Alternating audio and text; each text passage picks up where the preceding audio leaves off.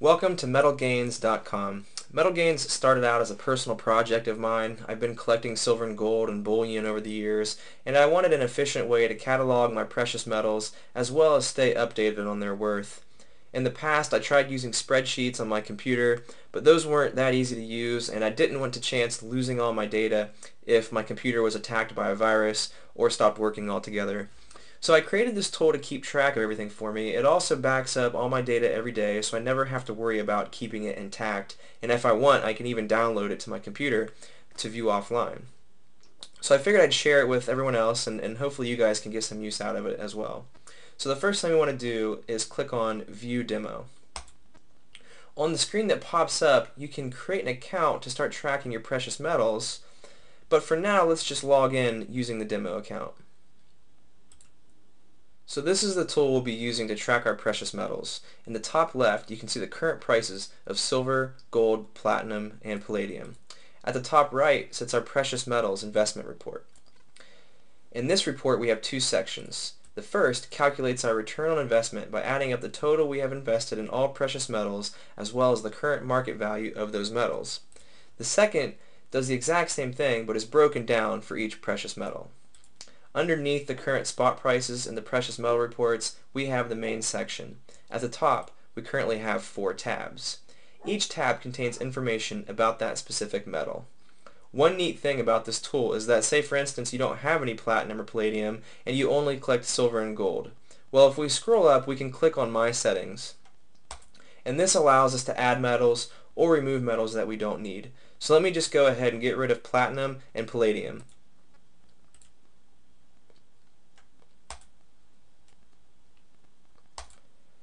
Okay, so back to our main section. If you notice, this piece right here has some information that we saw above with 2 new additions: the total amount of ounces that we have for silver as well as the average amount of money spent per ounce of silver. On the right, we have an information box that will hold things like market news, tips, suggestions, fun facts, etc. As we continue down the page, we are given a notice that we do not currently have any silver assets in the system. And as of right now, that holds true for gold as well. This is also why our precious metals investment report above is all zeroed out.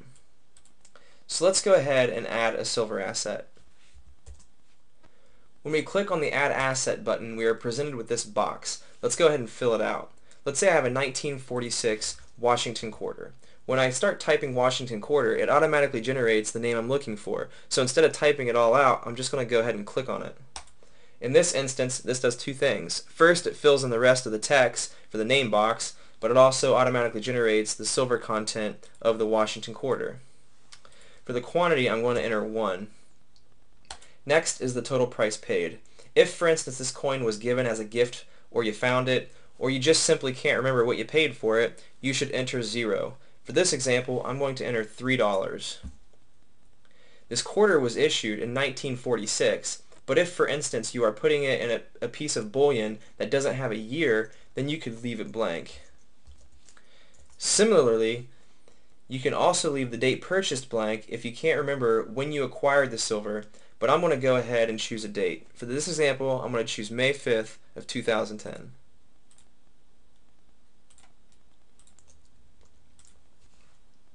If we want to leave a note about this silver quarter, we certainly can. Things like where we acquired it, the contact information of the person who sold it to us, or anything else that you think applies can be entered here. I'm going to leave a note that says I purchased this from Ted's Pawn Shop on 5th and Main.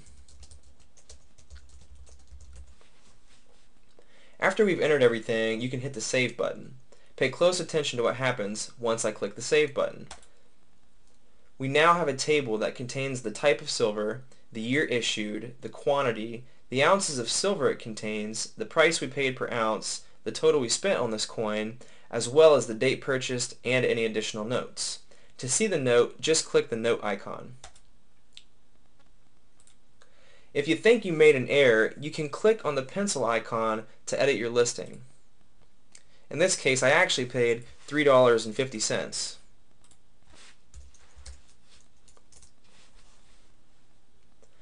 Once I fix the error, I'm going to hit Save, and it updates the listing.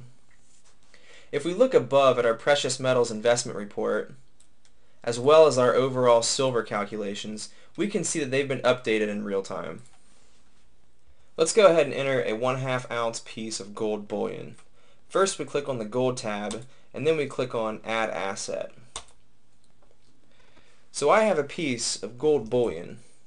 If I want to choose the automatically generated result, I certainly can, but if this were a specific piece of bullion that had the Statue of Liberty on it, then I could certainly type that in as well.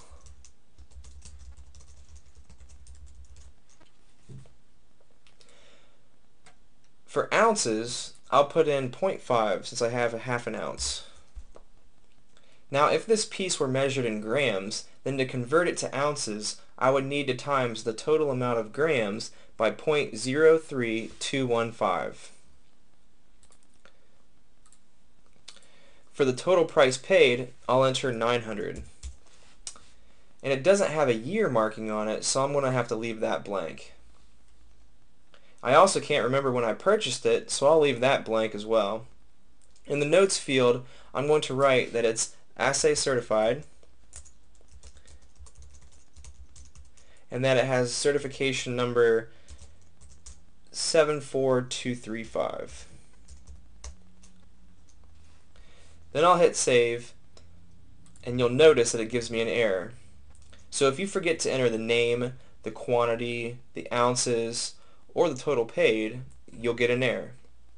So let me go ahead and enter 1 for the quantity, and let's try hitting save again.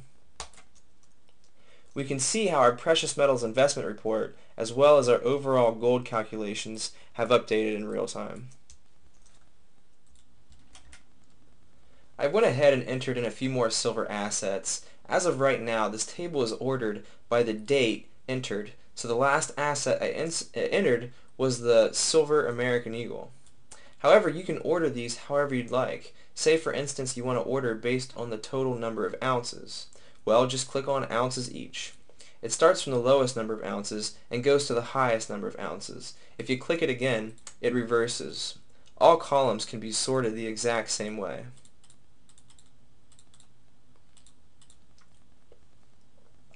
Let's say over the weekend you sold one of your Jefferson war nickels, one of your 1948 war nickels.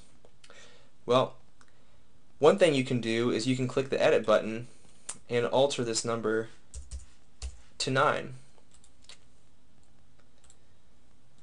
Then it'll update your investment report.